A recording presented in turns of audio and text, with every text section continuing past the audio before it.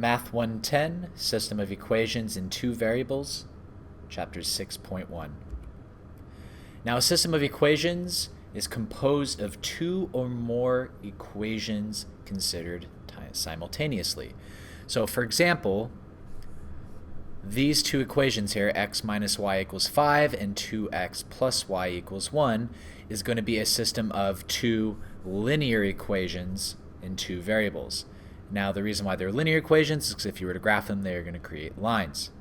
Now, the solution set of this system consists of all the ordered pairs that make both equations true.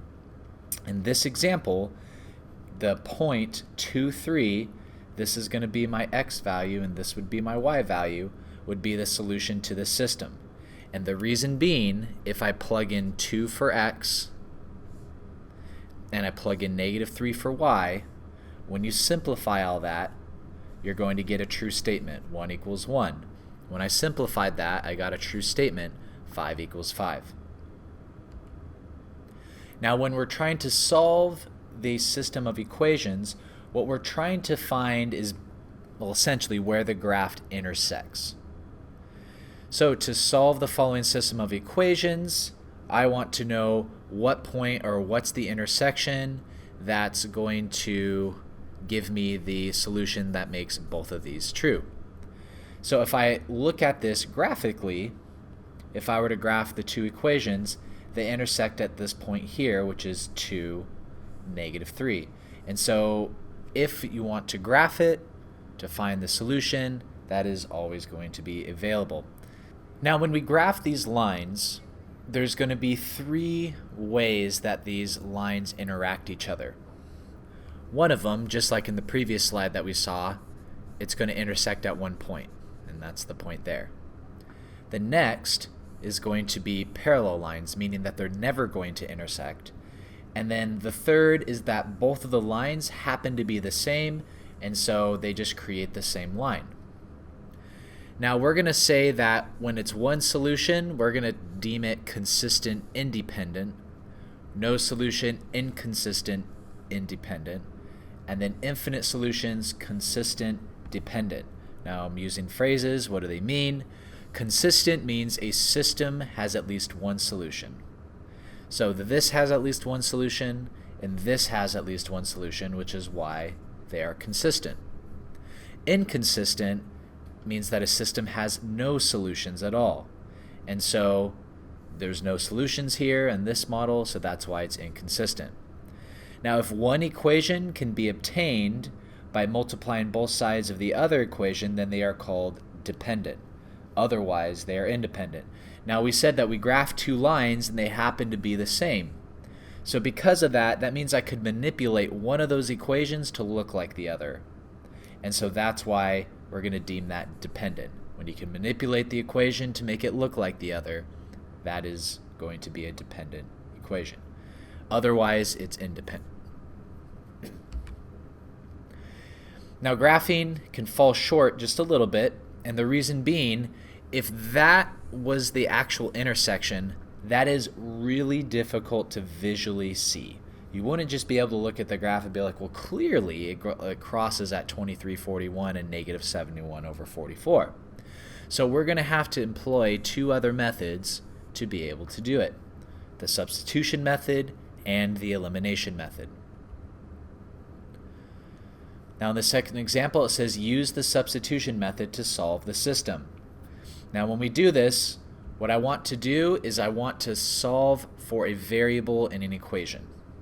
And in this case, I decided, well, it's going to be really easy for me to get x by itself in this equation here. So I want to solve for x. And so taking that equation, if I add y to both sides, I'm going to get x equals y plus 5. Then the second step says substitute that equation into the other equation and solve. So if I know that x equals y plus 5, what I want to do is I want to take this value for x, the y plus 5, and I want to plug it in for x. So I'm taking this value here and I'm plugging it straight in for x. And so that's how I get 2 times y plus 5 plus y equals 1. Then I can distribute And then now just solving for y, combine like terms, minus both sides by 10, divide both sides by 3, and so you're going to get y equals -3. Then the third step says I need to take that solution and I need to plug it back into the original problem. So I took that -3 and I plugged it in for y. Once again, you want to simplify and solve, so negative is a positive, subtract 3 on both sides, and I get x equals 2. Now, even though I know the value for my x and I know the value for my y, I still don't have the solution. So what I need to do is I need to write it as a point, 2, -3, because that point represents the solution in which these two lines intersect. On this third example, we're going to use the elimination method to solve. Now, to do the elimination, what we want is we want the variable types to be the same. So the variables are x's and y's, so that works. The second thing that I really want to look for is I want my coefficients to be opposites. And what that means is the number in front is the same, but one is positive and one is negative. So right now these are not opposites because that's a 2 and that's a 1. If they were opposites, one would have a positive 2 and the other one would have a -2. Here, these are opposites because this is positive 1 and this is -1. So now, once they're opposites, what I can do is I can go straight to step 3 and I can add the equations together and eliminate a variable. So adding those together, 1 and -1 gives me the 0, that's why it disappears. 2x plus x gives me 3x. 2 plus 7 equals 9. So now, solving for x, divide both sides by 3, and I get x equals 3. So then I want to take that value and I want to plug it back in. Okay, so step 4. I want to take that value and I want to plug it back in. So I took this 3 and I plugged it back into the top equation in for x. So I get 2 times 3 plus y equals 2. That turns into 6. Then I subtract 6 on both sides and I get y equals -4. Still not done. Need to write these as a solution set, so my answer is going to be 3, -4. On example number 4. So I want to determine a variable that I want to eliminate. Because my x is going to be positive here and that's negative, that's going to make it a little bit easier. Now, this is where step 2 is going to come in. I have to manipulate the equations to make my coefficients opposites. So here and here, they're not opposites. So what I have to do is I'm allowed to multiply an entire equation by a number. And so the number that's going to be in common between 4 and 5 is going to be 20. So if I multiply the top equation by 5 and the bottom equation by 4, I'm going to get that positive 20 and that minus 20 that I need. So now that they're opposites, I want to add the equations together, which is step 3. So that became the 0, that became 23y, and that became 115. So I want to solve for my y, so divide both sides by 23, and I'm going to get y equals 5. Now I want to take this, step 4, and plug it back into the original. And so I get 4x plus 3 times 5 equals 11. 4x plus 15 equals 11. Minus both sides by 15, so I get 4x equals -4. Divide both sides by 4, and I get x equals -1. So now I got to take these two values, write it as a point, and that's going to be my solution.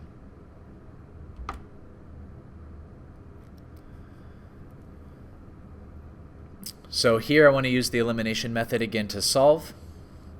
So I want to determine a variable that I want to eliminate. Why not x again? Because I can see that it's going to be really easy for me to make those opposites.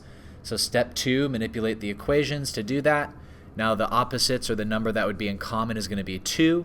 So if this is a positive 2 and that's a -2, they're going to eliminate. So that's why I multiplied the entire equation on top by 2. So I get 2x minus 6y equals 2, and -2x plus 6y equals 5. Step 3, add the equations together, but everything cancels out on this side. That disappears, and I get 0 equals 7. And so we ask ourselves, does 0 equal 7? It doesn't. So because that's a false statement, there's no solution. These lines will not intersect. And so you can kind of almost write that as like a definitional thing. Wherever you get like 0 equals a number, you know that it's going to be no solution.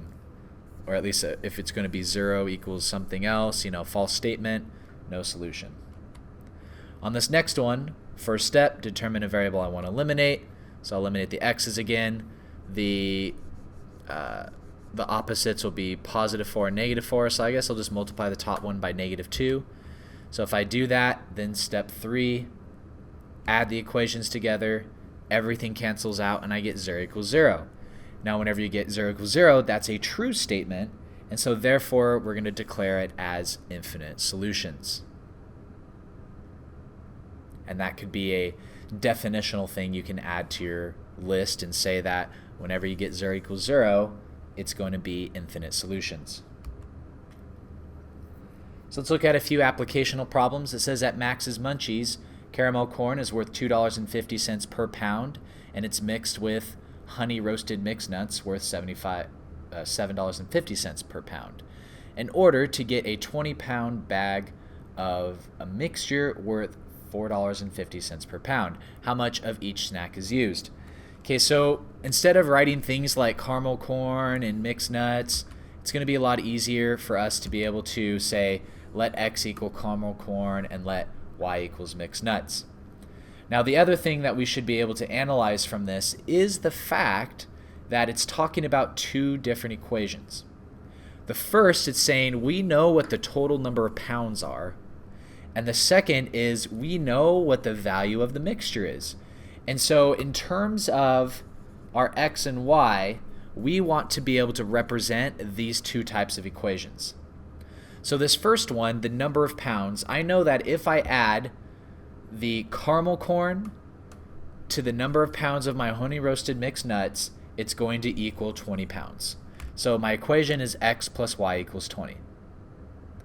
The next, the value of the mixture, is I know that it's $2.50 per pound with the caramel corn, and it's $7.50 per pound with the honey roasted mixed nuts. So $2.50 times my caramel corn plus $7.50 times my mixed nuts is going to equal 20, which is the total number of pounds times the combined value of the mixture together, which is $4.50.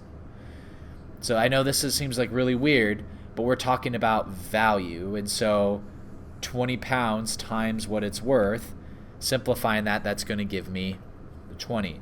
Now from there, you're going to use the elimination method to be able to simplify and solve that. And so one of the hints here could be maybe to multiply this top equation by -250, so you can start combining things together.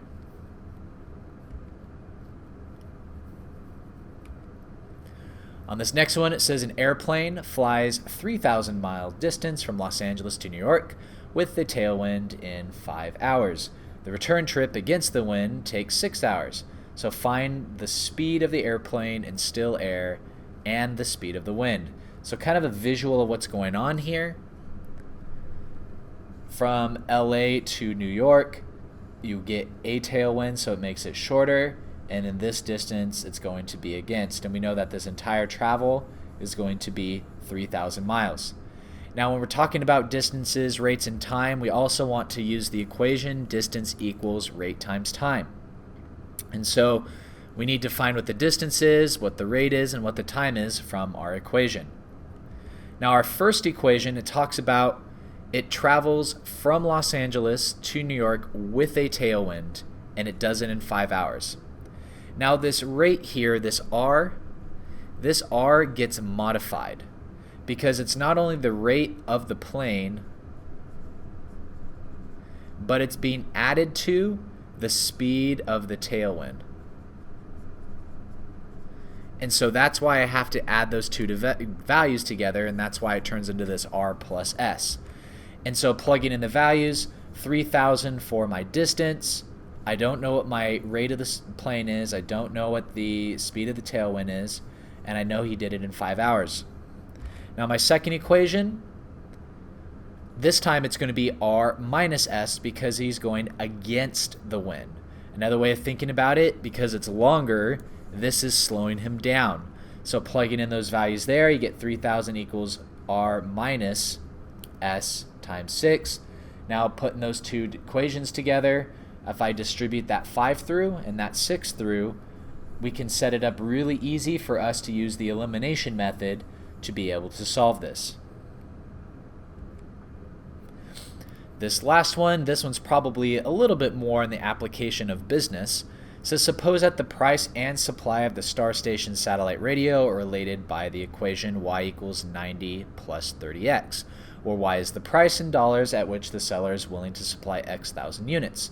Suppose, too, that the price and the demand for the same model of satellite radio are related by the equation y equals 200 minus 25x. Find the equilibrium point for this radio. Now, the equilibrium point is the solution, xy, for both equations, so that's what it wants us to find. And the equilibrium price is the price at which the amount of the product that the seller is willing to supply is the same as the amount demanded by the consumer. Okay, so that basically just means the y value. Now, to kind of put this into perspective, right here we have a price and supply here, and then we also have the demand. And so the way that we think about it in terms of, we're trying to see the best scenario in which we can sell this for that's going to give us the maximum amount of demand. So it's basically, we're maximizing profits. I mean, that's literally what it's coming down to. And so all you would have to do is take these two equations, okay, set them up, and you're going to want to use the substitution method, because they both equal y, so you can easily just set these equations equal to each other.